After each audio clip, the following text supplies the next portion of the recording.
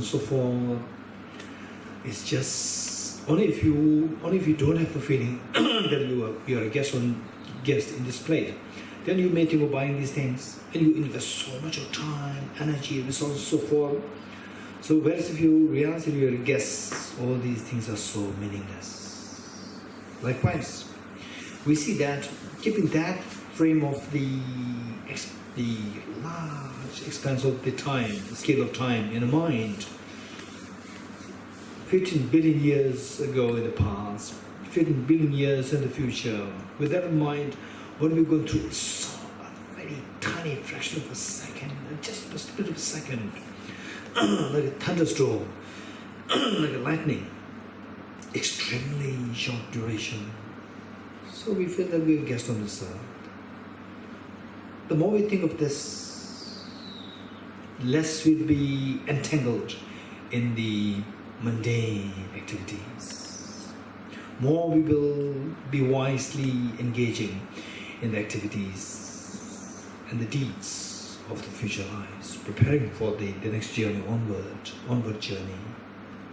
This is known as impermanence. And this impermanence that we see, the gross impermanence, the obvious change that we see, there's only if there is a change happening on the subtler level. The change that we see in the last 30 years, 40 years, 50 years, is only possible if the changes happen on the yearly level, monthly level, or weekly, daily, hourly, then minute, and then a second, millisecond, and of course even subtler.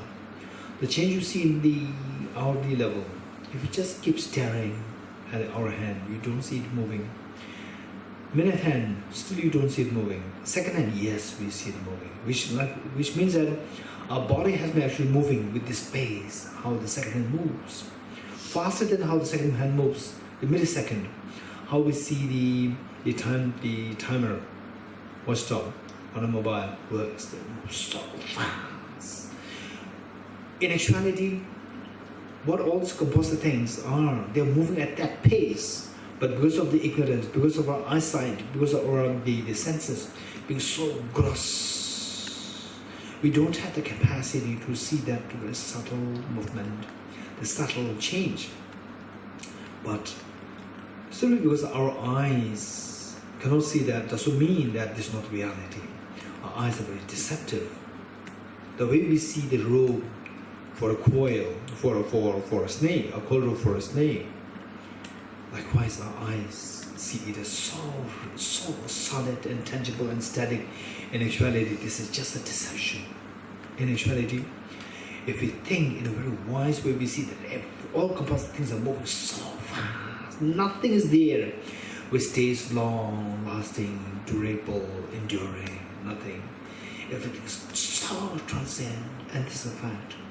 Our body is moving so fast. The change that we see, for example, in my case,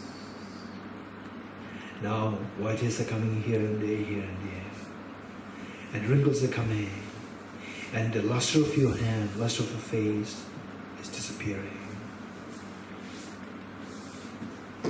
20 years ago, 30 years ago, it's so good. Now they're all disappearing. So this disappearance of the luster, the complexion, and the new things coming up, they are not something which came up suddenly overnight. Over years, yearly, monthly, weekly, daily, hourly, minute by minute, second by second. This is how this change is happening, and millisecond by millisecond, which means that our body is literally moving so fast. Yes, of course, this is a reality. We never think about this. The more we think about this, our life will be very meaningful. Because we don't think about this, we see life is so static, we see it's like so enduring. This is our deception. And because of this, then then it leaves room for us to give rise to negative thoughts, attachment, aversion, jealousy, competitiveness. All these things arise. The more we think of the reality, the less time we have for all these negative thoughts, our life will be full of meaning, and our mind will feel the ease, not being engrossed in the unnecessary, meaningless trivialities of the life. This is what is the meaning of the subtle purpose. It's amazing practice, amazing. How I wish that we actually can meditate on this. How I wish that we can spend at least 1 day, 2 days, 3 days, holiday time of days on this meditation impermanence, the subtle impermanence, or the piece of the gross impermanence. Okay, if this is how this whole universe is operating, everything is moving so fast, all composites are moving so fast. Where is this taking me to? Imagine that you're thrown into, suddenly as somebody, they forcefully thrown you into a very fast moving train. What is your reaction? What is your emotional, mental reaction? Of course, I'll feel so scared, so frightened. Where is this train taking me? Okay, tell me, where is this train taking you? It is determined by the driver. If the driver is under the force of the kidnappers and the terrorists, no doubt this will take you to the slaughterhouse. And of course, if that is under the sway of your mother or your father, this will take you to the place of spot. But unfortunately, in our case, while the driver is a mind, this mind is under the sway of the two terrorists, two demons, self-grasping, ignorance, self-centered attitude. It will only take us to miseries. This is what the Buddha indicated as all contaminated things are of suffering natures, that second seal. That a mind, as long as it is contaminated by the two demons, the worst of the contaminations, the two demons, self-grasping, ignorance, self-centered attitude, experience that we will move towards is only going to be miseries. Miseries like what? Sickness, aging, death, depression, tension, anxiety, anguish, the pain of losing near dear ones, the pain of not getting what you want, the pain of separating from what you want. These are the pains that we went through.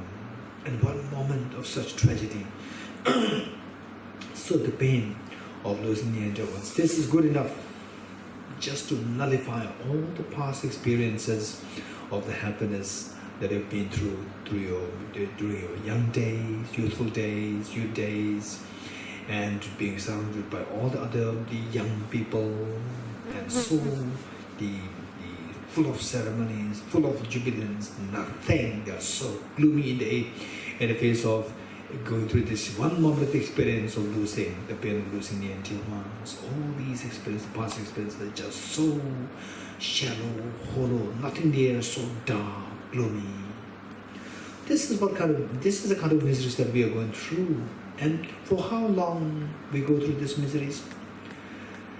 It will never come to an end on its own.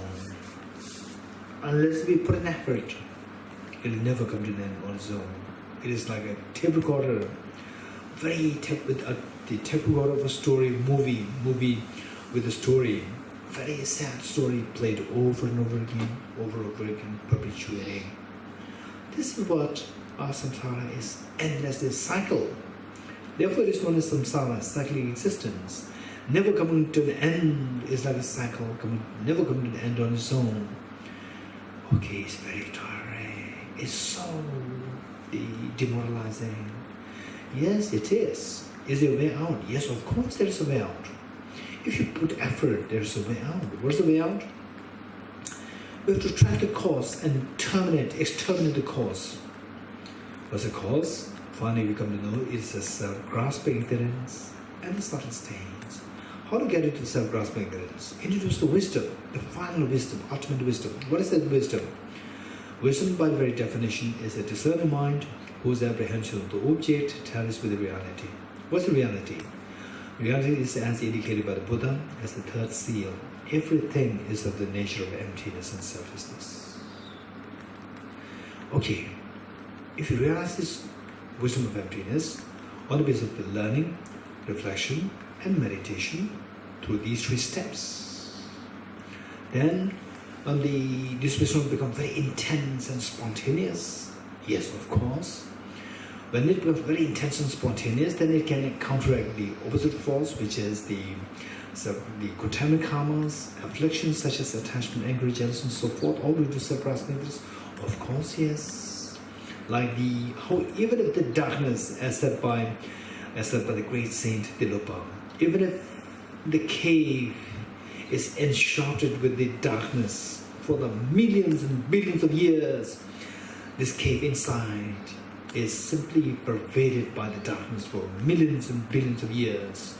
One moment of the light is good enough to dispel this darkness, which however long, for however eons, many eons, it pervaded this cave. They will be dispelled by this one moment of the light. Likewise, however deeply ingrained this self-grasping ignorance is, all the negative emotions are within the mind. One moment, like the darkness enshrouding this cave for the last billions of years, one moment of the light of the wisdom is good enough to dispel all this darkness. It's a beautiful, beautiful statement. Extremely encouraging, amazing, inspiring. Yes. What is this wisdom? Okay, let us quickly meditate on the wisdom of emptiness, as taught by the Buddha as the third seal. Everything is of nature, emptiness, selflessness. So that's how we have to link the first seal with the second, with the third, and with the fourth. Okay, let's quickly meditate on the emptiness of the flower now. So yesterday we did emptiness of the person. Now today we'll do on this of the flower. Okay, imagine that you are seeing a very beautiful lotus flower, beautiful, freshly blossomed lotus flower. What are you seeing? I'm seeing a very freshly blossomed lotus flower with a perfect texture, the color combination, the texture, fully blossomed is amazingly enticing, beautiful. Yes. What is emotional reaction? The mind feels so happy, pleasant, very appealing. Okay, good. Stay there for a while. How do you see this flower? How do you see this rose? As like a dream your mind is creating, just as mind creates a dream. Now your mind creating the flower, or nothing to do with my mind, like a dream. It is from the object, the flower there, which is so solidly there, objectified there, and that it appears to my mind. These are the two ways. Of course, the second way is so objectified there, so solidified, nothing to do with mind. This is known as the self-grasping ignorance. Seeing the flower so object real and you believing in it. This is known as self-grasping ignorance. How can I know that this is self-grasping? How can I know that this is the ignorance? How can I know that this is not a valid mind? Of course. Okay, let us explore. Remember what Aranigarjuna said. If the mirage were to be water, why not those close by the mirage see water? Likewise, if this flower were to exist objectively, why don't I see this flower as I go closer to this object? Okay, now let us imagine that we are going closer to this object. Where is this flower? Going closer to the object. Going closer to the object, the best thing that we can do is by resorting to the electron microscope. And what you see through electron microscope is a fact. It's not what our mind is exaggerating. It's not what our mind is fabricating. This is the fact that we are discovering. So with this mind, so without the electron microscope, we see it as a very tender, the tender, perfect, fresh color combination, so perfect and beautiful. So this is what we are seeing. Now let us expose this to the electron microscope and look at the same object. Don't alter the object, simply change the subject.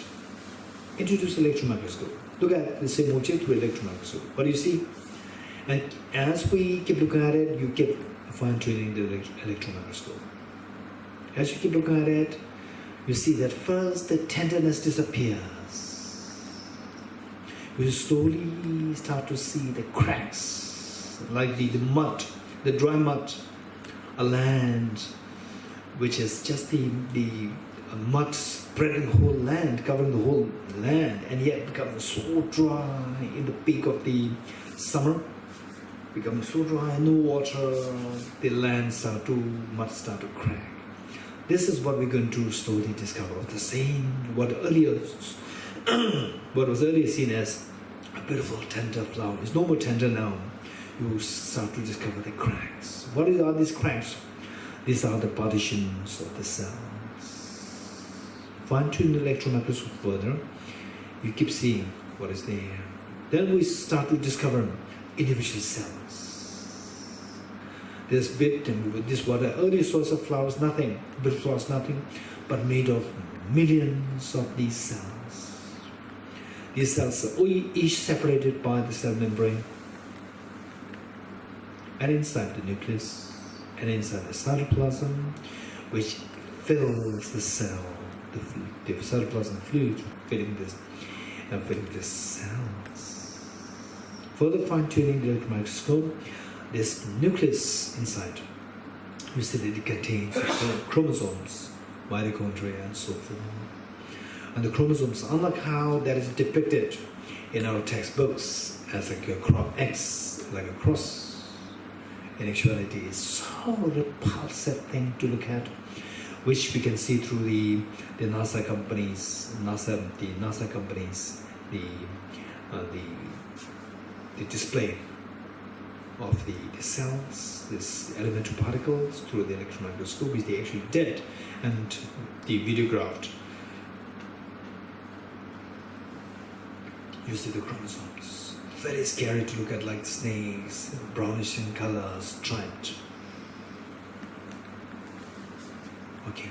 Through further fine-tuning electron microscope, even this brownish, these snake-like chromosomes, they are nothing but made of DNA molecules.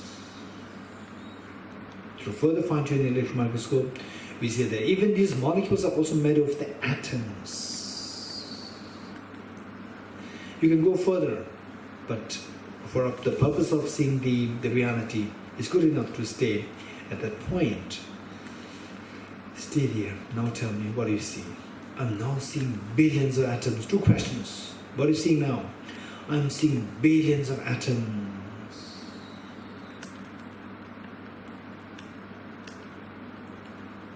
What are these atoms? Positive phenomena, negative phenomena? Of course, positive phenomena. Now the second question. Where's the flower? The flower disappears. I've come too close to this object. Now to my amazement, to my surprise, I discovered that going too close to the object, the flower disappears. The flower's not there. And this is not what I'm exaggerating. This is not what my mind is fabricating. But I'm discovering it. Now I discovered that going too close to the object, the flower disappears. The beautiful flower disappears. The flower's empty. Okay, now you're discovering the emptiness of flower. This emptiness of that the flower disappears is a positive phenomena, negative phenomena. Of course, negative phenomena. So now we see that through the same electron microscope we see two things. One is we see the millions of atoms, which is positive phenomena, and the other we see the emptiness of flower, which is negative phenomena. And of course, one is positive, one is negative, which means these two are isolated devices different. Although anti-device is the same, but isolated device these two are different. Yes. Of the two isolates, two different isolates, one is a positive phenomena and another negative phenomena. You focus on the second one, which is negative phenomena. That is your experience of the emptiness. Of course, at this stage, very gross level of understanding of emptiness, it doesn't matter. This is how we start. Okay, stay in the second isolate, emptiness, isolate of the emptiness of the flower. Stay in this experience. And of course, to stay in this experience is very difficult because we are not familiar with staying in the non-affirming negative experience. We are always so addicted to seeing things are so solidified as a positive phenomenon all the time. And now, for the first time, we are trying to sustain this experience of staying in the non-affirming negative. Okay, the moment the atoms come to your mind, you are not meditating emptiness, you are getting a positive phenomenon, while the emptiness is always negative and non-affirming negative. So, how to get there? Again, ask the same question. What are you seeing? Two questions. What are you seeing? I'm seeing millions of atoms. Second question, where's the flower? the flower disappears. The moment you get the answer to the second question, the flower disappears, you're getting emptiness. Try to sustain this experience for a while. And slowly, through practice, through training, that whenever you like to have this experience of the emptiness side, isolated the emptiness of the flower, they'll come to you and you can sustain that as long as possible. Only through training and practice over an extended period of time. Okay, beautiful. So what is the benefit of this meditation? Of course, just as this flower disappears, just as the dream ghost disappears when you wake up, likewise, this is awakening, this is a form of awakening from the dream created by the self-grasping ignorance of this flower. Likewise, if you wake up from the dream created by the self-grasping ignorance of the sickness, aging, death, tension, depression, anxiety, and so forth, we see that is like waking up from the dream of going through a sickness, aging, and so forth. All the sickness, aging, death, and so forth disappears. Instantly you feel the extreme tranquility of mind, peace of mind, calmness of mind, freedom from all fears of life. Amazing. This is what everyone is seeking. Okay, see this experience. Amazing. In this experience of the emptiness of all these miseries, the miseries dissolve. Stay in this experience. The more you can sustain the experience, the more you're closer towards, the more close you are towards nirvana, towards freedom from the suffering. So stay in this experience. This experience of the freedom from the suffering within the ambience of the experience of emptiness, that is the nirvana. And seeking to achieve that state is the final version of what renunciation is. Final version. Otherwise, oftentimes we speak of renunciation. Okay, renounce this life, renounce the layperson's life, renounce the samsara, renounce this and so forth. These are all the surface understanding of renunciation. The true meaning of renunciation is to see that in this experience of emptiness, all miseries are renounced, all miseries stop. Renounce means give up. All miseries stop. That is the true meaning, final meaning of the renunciation. So therefore, only if somebody has the experience of emptiness can one expect to have the true, final understanding of what renunciation is. We are so fortunate that we are now getting closer to the finest version, the most subtlest version of what the renunciation is. Understand what the renunciation is. Okay, wholeheartedly try to feel this. May I soon experience this experience of emptiness, where all the miseries are renounced. May all miseries come to an end in the renounce. Stay in this experience, this profound aspiration to achieve that state. That is the renunciation. That is the final version of the renunciation. Okay, this state, which you aspire to achieve, is a state where all the mental disturbance stops, where all sorrow stops, where all sorrow stop is ultimate peace, nirvana. This is the fourth seal. Transcending sorrow is absolute peace. Okay, slowly come out of this practice, come out of this meditation, slowly come out.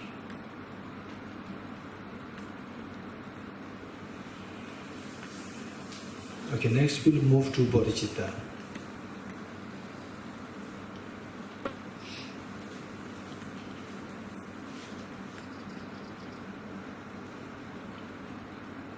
Okay, ready?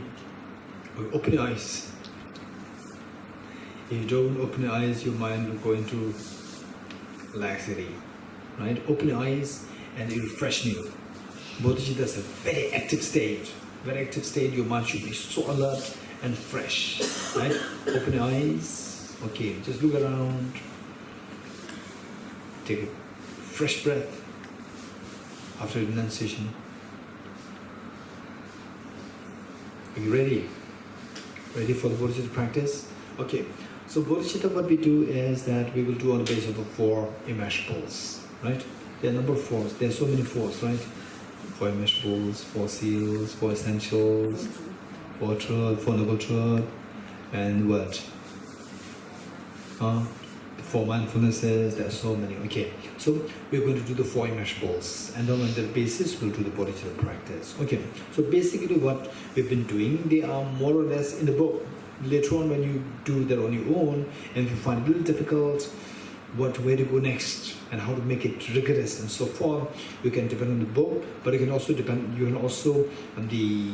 revisit the recordings if the recording is good.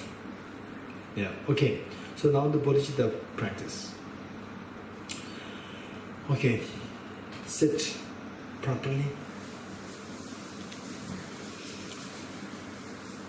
Reinforce the visualization of all the Buddhas and Bodhisattvas. So this practice of Bodhicitta, we need so much of inspiration, so much of blessings, and don't take blessings as something miracle, something mystical. It's very simple. Blessing means psychologically you are affected. Psychologically you become stronger by visualizing all Buddhas and Bodhisattvas. You feel that, for example, how the child behaves when the child is by himself or herself in front of the stranger. And how the child behaves, despite in front of the stranger, but if the child is with the mother and the father, how the child behaves. Very different. Because the child feels the strength when he or she is with the parents. Right? He will behave as a very naughty, mischievous person. But when by himself or herself, not a stranger will behave so nicely, will feel the weakness, vulnerability. Okay, so this is the meaning of the blessing. Meaning that when the parents are there, you feel strong. Likewise, when you feel all Bodhisattvas, you feel strong. That is a real blessing, right? It's not something mystical. People will say we expect some mystical, miracle blessing. This is not true. That we should take this journey, Gade. And this journey, you must be very strong. You feel the strength. When you see that you are supported by all the Buddhas and Bodhisattvas, you like the parents supporting the children, you feel the strength. This is what this is the meaning of the real blessing. Okay, with that in mind, think of all the Buddhas and Bodhisattvas in front of you, and they are so affectionate like your parents. They're so loving, caring. No matter what you do, they're always there to love you, to care, to love you, take attention, give attention, and take care of you. Likewise, visualize your true parents and all dear and sentient beings around you, and here you are the mother, you love them so much, unconditionally. And the practice that we're going to do here is to activate the seed of the compassion. And finally, we need the 2 wings, the wings of the wisdom and the wings of the wing of the unconditional love of Bodhicitta. Okay, to crush the self-centered attitude, which otherwise would attract all the miseries for us. Okay, 4 immeasurables. Immeasurable loving kindness. And okay, cut yourself from ruminating over the past experiences. Stop engaging. Stop to anticipate anything of the future. Cut yourself from engaging in the 5 sensory consciousnesses at the moment. Be in the present moment. Just flow your mind according to the instructions. See if you can invoke the respective experiences to the best you can. Immeasurable loving kindness. How good would it be that all my dear mother sentient beings are endowed with happiness and the causes of happiness. Causes of happiness such as material resources, healthcare, the resources, education, then the course of the virtue, all these courses in the form of the virtues such as the Bodhicitta, wisdom, and so forth. May all my dear mother sentient beings be endowed with happiness and the causes of happiness. I'll take the responsibility that all multi-dimensional sentient beings are endowed with happiness and the causes for happiness. The Buddhas and Bodhisattvas, they are so inspired, they're so happy, so proud of you.